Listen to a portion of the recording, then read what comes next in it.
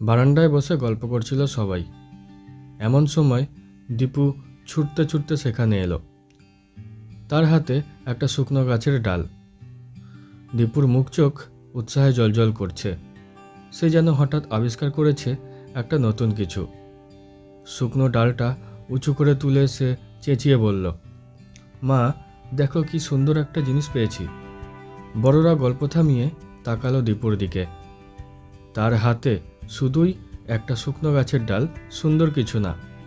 মা বললেন, দীপু, তুই আবার একলা একলা বাগানে গিয়েছিলি?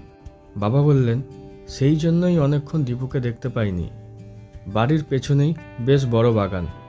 বাগান মানে অবশ্য শুধু ফুল গাছের বাগান নয়, বড় আম গাছ আর নারকেল গাছে ঘেরা অনেকখানি জায়গা। আরও অনেক রকম গাছ আছে, কেউ যত্ন করে না। আগাছা জন্মে গেছে মাটিতে। বাগানের মধ্যে একটা পুকুরও আছে, সেটাও কচুরিপানায় ভর্তি। দীপুর বড় মামাদের এই গ্রামের বাড়িতে এখন আর বিশেষ কেউ থাকে না। এবার দীপুরা সবাই বেড়াতে এসেছে। বড় মামা বললেন, ও বাগানে খেলুক না, ভয় তো কিছু নেই। মা বললেন, যদি সাপটাপ থাকে। বড় মামা বললেন, তোর কি বুদ্ধি, শীতকালে বুঝি সাপ বেরোয়? মা তবু নিশ্চিন্ত হতে পারলেন না। বললেন, তা হোক, এই দুপুরবেলা বাগানে একলা একলা থাকা ভালো নয়। একটা পুকুর আছে, যদি পড়ে টরে যায়। দীপু তাড়াতাড়ি বলল, না, আমি পুকুরের কাছে যাইনি। বাবার বন্ধু অমল কাকু একপাশে বসে চুরুট টানছিলেন।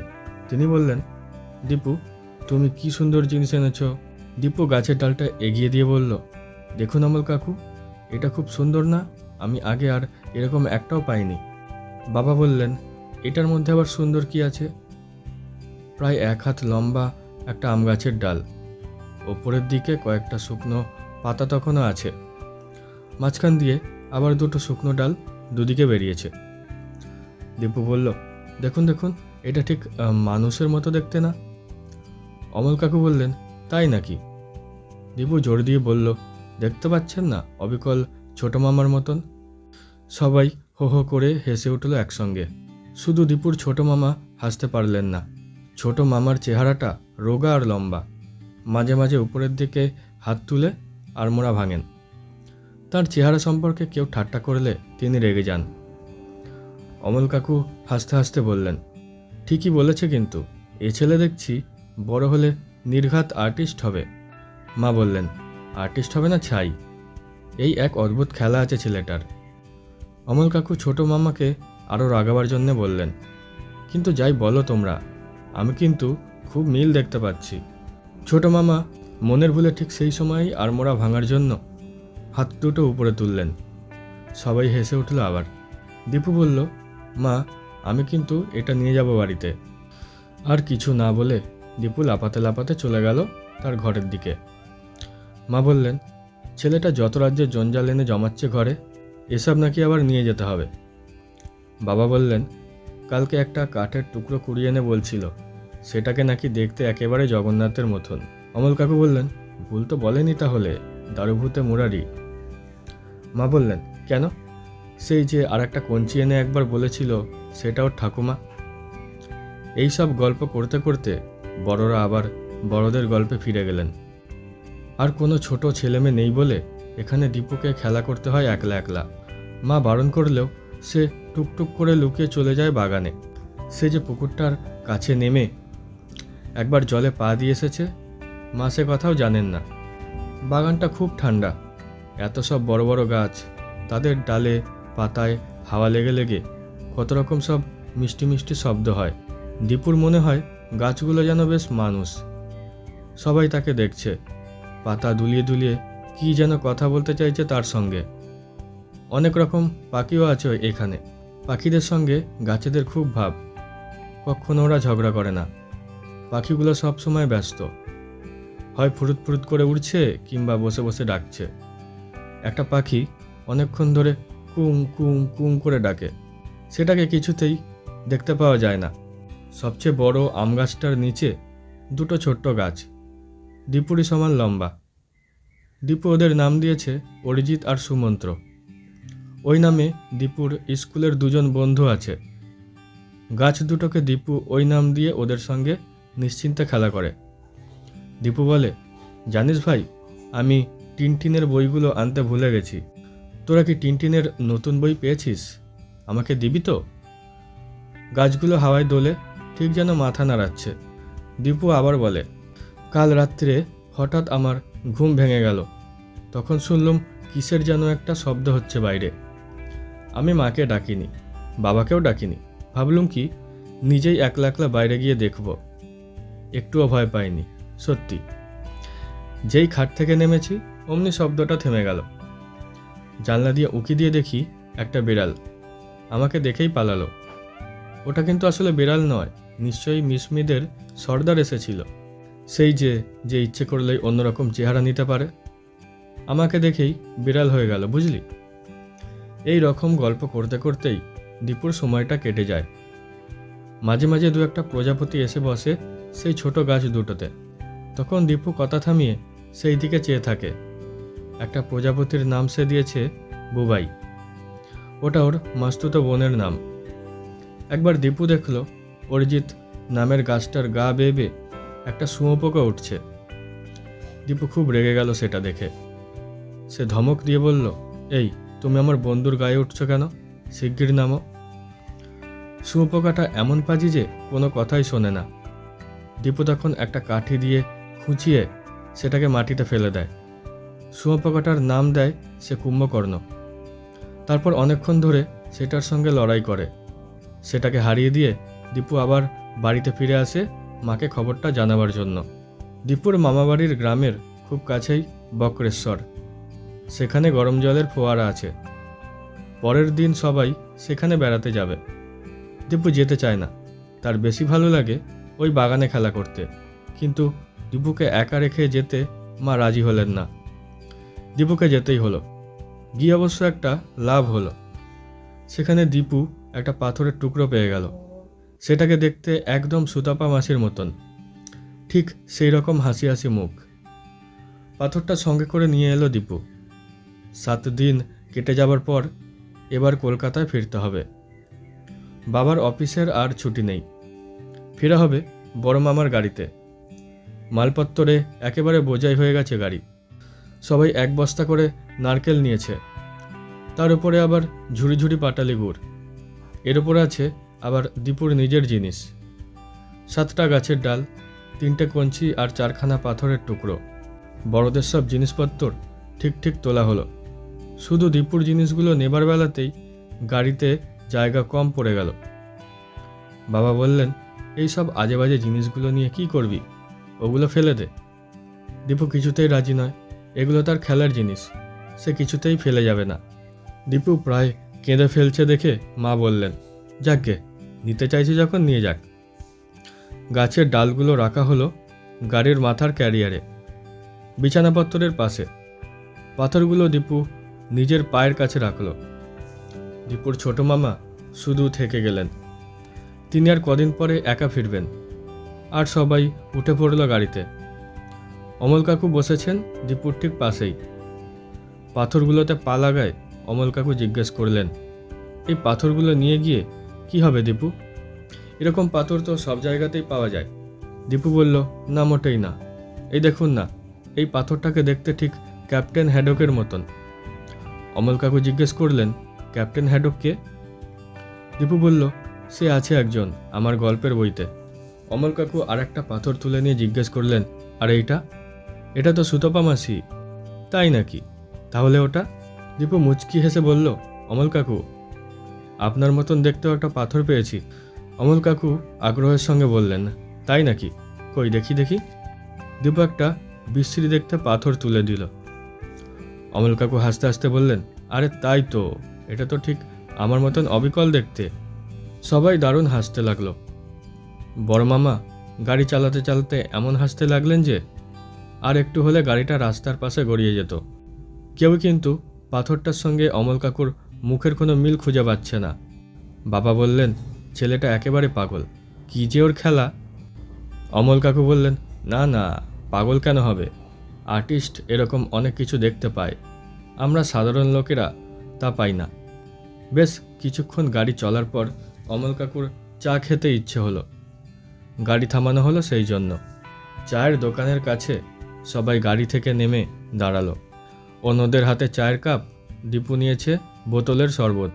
সেখানে একজন মেয়ে কতকগুলো বড় বড় রং করা বেতের ঝুড়ি বিক্রি করছিল। অমনি মায়ের একটা পছন্দ হয়ে গেল। যে কোনো জায়গা থেকে জিনিস কেনা মায়ের স্বভাব, কিন্তু অত বড় ঝুড়িটা নেওয়া হবে কোথায়? গাড়ির মাথাতেই বেঁধে দিতে হবে। বাবা আর অমল কাকু সেটা বাধাবাধি করছেন না। হঠাৎ দীপু চিৎকার করে ছুটে এসে কাঁদো কাঁদো গলায় বলল, এ কি করলে? ছোট মামার হাতটা যে ভেঙে গেল। সবাই অবাক হয়ে থমকে গেল। চায়ের দোকানের লোকগুলো পর্যন্ত অবাক হয়ে তাকিয়েছে। তারপরই বোঝা গেল ব্যাপারটা। ঝুড়িটা রাখতে গিয়ে ঠেলাঠেলিতে দীপুর একটা গাছের ডাল খানিকটা ভেঙে গেছে। বাবা আর অমল কাকু ব্যাপারটা বুঝতে পেরে হাসছিলেন, কিন্তু দীপু কাঁদতে লাগলো। কেন তার খেলনা ভেঙে দেওয়া হলো? অমল কাকু বললেন, ঠিক আছে, রাস্তায় যেতে যেতে আর একটা ডাল কুড়িয়ে নিলেই তো হবে। কিন্তু দীপু সে কথা শোনে না। সে তো যে কোনো গাছের ডাল নেয় না। এই ডালটা ঠিক ছোট মামার মতন ছিল, এটার কেন হাত ভাঙলো? ঠিক এই রকম একটা আবার তার চাই। বাবা শেষ পর্যন্ত বিরক্ত হয়ে এক ধমক দিয়ে বললেন, তুমি তো বড্ড বিরক্ত করছো, ওই রকম করলে সব কটা ফেলে দেব। যাও, চুপ করে গাড়িতে বসে থাকো। দীপু গাড়িতে গিয়ে মুখ নিচু করে বসে রইল। সারাটা রাস্তা আর কারোর সঙ্গে কথা বলল না। কলকাতায় ফিরে আবার সব ঠিক হয়ে গেল। দীপু তার খেলনাগুলো সাজিয়ে রেখেছে নিজের ঘরে। তার স্কুল খুলতে এখনও কয়েকদিন দেরি আছে। খেলনার গাছের ডাল, পাথর, রাংতা, কাগজ কিংবা পাখির পালক, এই সব কিছুই যেন তার চোখে জ্যান্ত। সে প্রত্যেককে একটা কিছু নাম দিয়ে এদের সঙ্গে কথা বলে। এদের মধ্যে আছে নানান চেনাশোনা আত্মীয় স্বজন, স্কুলের বন্ধু Jagannath, Napoleon, captain Haddock, Aranyadev, Bhim, Arjun, এই সব। দীপু অনেক সময় আপন মনে এদের সঙ্গে এত জোরে জোরে কথা বলে যে পাশের ঘর থেকে মা পর্যন্ত চমকে ওঠেন। দুপুরবেলা মা শুনতে পেলেন দীপু বলছে, বাবা, তুমি সিগারেট খাবে? দেশলাই এনে দেব? দীপু যেন সত্যি তার বাবার সঙ্গে কথা বলছে। মা চমকে উঠে এ ঘরে এসে বললেন, কার সঙ্গে কথা বলছিস? তোর বাবা কোথায়? অফিস থেকে ফিরেছে নাকি? দীপু আঙুল দিয়ে দেখিয়ে বলল, ওই তো বাবা। মা দেখলেন একটা পুরনো ব্যাডমিন্টনের র্যাকেটের জালের ফাঁকে কাগজ পাকিয়ে সিগারেটের মতন আটকে রেখেছে দীপু। সেটাকেই বাবা বলছে। মা আজ আর রাগ করলেন না, হাসলেন। তারপর বললেন, তোকে নিয়ে আর পারি না। আচ্ছা, তোর আর কোন কোন খেলনা কার মতন দেখতে শুনি তো? দীপু পরপর সবকটা শুনিয়ে গেল, এমনকি সেই ভাঙা ডালটাও সে এখনও ফেলেনি। মা সবচেয়ে বেশি হাসলেন একটা কালো পাথরের নাম সুতাপা মাসি শুনে। সুতাপা মাসির গায়ের রং দারুণ ফর্সা। তারপর মা জিজ্ঞেস করলেন, আমার মতন দেখতে কোনটা রে? আমি কোনটা? দীপু মাকে জড়িয়ে ধরে বলল, তোমার মতন দেখতে একটাও পাইনি মা, কত খুঁজেছি, তবুও পাইনি। সেদিন বিকেলবেলা বাবা অফিস থেকে ফিরে গম্ভীরভাবে মাকে বললেন, তোমার দাদা ফোন করেছিলেন, একটা খারাপ খবর আছে। মা ব্যস্ত হয়ে জিজ্ঞেস করলেন, কি খবর, কি হয়েছে? বাবা বললেন, অনন্তপুর থেকে খবর এসেছে, কেষ্টর একটা অ্যাক্সিডেন্ট হয়েছে। অনন্তপুর গ্রামেই দীপুরা বেড়াতে গিয়েছিল, আর কেষ্ট হচ্ছে ছোট মামার ডাকনাম। তিনি ওই গ্রামে থেকে গিয়েছিলেন। মা চোখ মুখে ভয় ফুটিয়ে বললেন, কি হয়েছে কেষ্টর? বাবা বললেন, কেষ্ট গাছ থেকে পড়ে গেছে। ওই রোগা চেহারা নিয়ে কেষ্ট জোর করে একটা নারকেল গাছে উঠেছিল। নারকেল গাছে কি আর যে সে উঠতে পারে? অনেক উঁচু থেকে পড়ে গেছে শুনলাম। কোথায় লেগেছে? খুব জোর বেঁচে গেছে। মাথায় কিছু হয়নি, কিন্তু একটা হাতে খুব জোর চোট লেগেছে। কালকেই নিয়ে আসা হচ্ছে কলকাতায়। তারপর এই নিয়ে অনেক কথা হলো। মা সারা সন্ধে চিন্তা করতে লাগলেন তার ভাই সম্পর্কে। শুধু চিন্তা নয়, তার মনের মধ্যে একটা খটকা লেগে রইল, কীরকম যেন একটা অস্বস্তি। মা এসে একবার দীপুর ঘরের দরজার সামনে দাঁড়ালেন। দীপু তখনও এক মনে কথা বলে যাচ্ছে তার খেলনাদের সঙ্গে। সে তখন কর্ণ সেজে যুদ্ধ করছে অর্জুনের সঙ্গে। মা দূর থেকে দাঁড়িয়ে একটুক্ষণ দেখলেন, কিছু একটা বলি বলি করেও বললেন না। একবার তাকালেন সেই ভাঙা ডালটার দিকে। তার ভুরু কুঁচকে রইল অনেকক্ষণ। এর 3 দিন বাদে দীপু স্নান করছে দুপুরবেলা। মা রান্নাঘরে বাড়ির ঝি ঘরদোর সব মুছছে। এমন সময় দীপুর পড়ার ঘর থেকে দড়াম করে একটা শব্দ হলো। বাথরুম থেকেই সেই শব্দ শুনতে পেয়ে দীপু চেঁচিয়ে উঠল, কি হলো, কি ভাঙলো? কোনো উত্তর না পেয়ে দীপু ভিজে গায়ে ছুটে এলো নিজের ঘরে। এসে দেখল বাড়ির ঝি দুটুকরো ভাঙা পাথর হাতে নিয়ে বোকার মতন দাঁড়িয়ে আছে। দীপু চিৎকার করে বলল, রাধামাসি, তুমি আমার খেলনা ভেঙে ফেললে? রাধামাসি বলল, কি জানি বাবা, মা বললেন ঘরটা মুছে দিতে, এই পাথরটা মেঝে থেকে টেবিলের উপর তুলে রাখতে যাচ্ছিলাম, আপনি কীরকম পড়ে ভেঙে গেল। দীপু কান্না মেশানো অভিযোগের সঙ্গে বলল, আপনি আবার কিছু পড়ে যায় নাকি? মা রান্নাঘর থেকে এসে জিজ্ঞাসা করলেন, কি হয়েছে, কি হয়েছে? দীপু বলল, দেখো না মা, ঠাকুমাকে দুটুকরো করে দিয়েছে। মা একটু কেঁপে উঠলেন, তারপর বললেন, এসব আবার কি অলক্ষণে কথা, চুপ কর। দীপু তবু বলল, তোমরা কেন আমার সব খেলনা ভেঙে দেবে? মা হঠাৎ রাধামাসিকে খুব বকতে লাগলেন, একটু দেখে শুনে কাজ করতে পারো না? সব সময় তো এটা ভাঙছো সেটা ভাঙছো। রাধামাসি গজগজ করে উঠে বলল, একটা সামান্য পাথর, তাও আপনি পড়ে গেল টেবিল থেকে, তাতেও আমার দোষ বলো? সেই দিনই সন্ধ্যাবেলা এলাহাবাদ থেকে টেলিগ্রাম এলো, দীপুর ঠাকুমা হঠাৎ মারা গেছেন। এলাহাবাদে দীপুর জ্যাঠামশাইরা থাকেন, ঠাকুমাও কয়েক মাস আগে সেখানে গিয়েছিলেন। টেলিগ্রামটা পেয়ে বাবা ধপ করে বসে পড়লেন, কান্না কান্না গলায় বললেন, সামনের সপ্তাহেই মাকে নিয়ে আসবো ভেবেছিলাম, মায়ের সঙ্গে আর দেখা হলো না। এই সময় মা এত জোরে কেঁদে উঠলেন যে বাবা পর্যন্ত চমকে উঠলেন। তারপর বাবা উঠে এসে মায়ের পিঠে হাত রেখে বললেন, তুমিও তো ভেঙে পড়ো না, আমার বাক্স গুছিয়ে দাও, আমি আজই রাত্রে ট্রেনে এলাহাবাদে রওনা হব। মা বাবার হাত চেপে ধরে বললেন, আমার ভয় করছে, আমার ভীষণ ভয় করছে। বাবা বললেন, ভয় কি, কয়েকটা দিন তুমি একা থাকতে পারবে না? মা বললেন, সেই জন্য না, তোমার মনে আছে দীপুর খেলনা সেই গাছের ডালটা যখন ভেঙেছিল, তখন দীপু কি বলেছিল? তোমার মনে নেই? দীপু বলেছিল ছোটো মামার হাত ভেঙে গেল যে, তারপর সত্যি সত্যি কেষ্টর হাত ভাঙলো। তারপর আজই দুপুরে ও যে খেলনাটাকে ঠাকুমা বলে, সেটাকে ঝি ভেঙে দিয়েছে। বাবা ভেবাচাকা খেয়ে 2-1 মিনিট চুপ করে দাঁড়িয়ে রইলেন, তারপর বললেন, যা, এসব কি বলছো, এ আবার হয় নাকি? মা ব্যাকুলভাবে বললেন, সত্যি যে মিলে যাচ্ছে। বাবা বললেন, মিললেই বা কী হয়েছে, একে বলে কাকতালীয়, এই থেকেই মানুষের কুসংস্কার জন্মায়। বাবা চলে গেলেন এলাহাবাদ। এই কদিন মা দীপুকে সব সময় চোখে চোখে রাখলেন, তাকে আর বেশি খেলতে দেন না, সব সময় নিজের কাছে এনে জোর করে পড়তে বসান। বাবা এলাহাবাদ থেকে ফিরে এলেন কদিন বাদেই, মাথা ন্যাড়া করেছেন।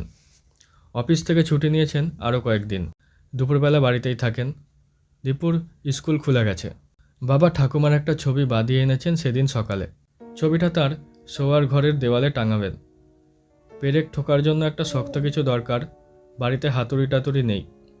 বাবা এঘর সে ঘর খুঁজতে খুঁজতে দীপুর পড়ার ঘর থেকে একটা বড় পাথর পেয়ে গেলেন, এটাতেই কাজ চলবে। বাবা পেরেকটা ঠুকছেন, এমন সময় মা দৌড়ে এসে বললেন, এ কি, তুমি এ কী করছো, ওটা রেখে দাও। বাবা বুঝতে না পেরে জিজ্ঞেস করলেন, কেন, কি হয়েছে? তুমি দীপুর খেলনা নিয়েছো, তাতে কি হয়েছে?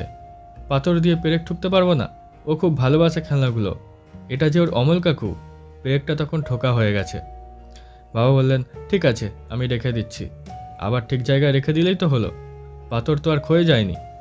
মা বাবার হাত থেকে পাথরটা নিয়ে ঘুরিয়ে ফিরিয়ে দেখলেন, তারপর বললেন, এই দেখো পাথরটা কীরকম খুবলে গেছে। বাবা বললেন, মাঝখানটা একটা চটলা উঠে গেছে শুধু, ও দীপু কিছু বুঝতে পারবে না, যাও পাথরটা রেখে এসো। মা তবু সেটা হাতে নিয়ে দাঁড়িয়ে রইলেন। তারপর আস্তে আস্তে বললেন, অনেকদিন অমলের কোনো খবর নেই, এ বাড়িতেও আসেনি।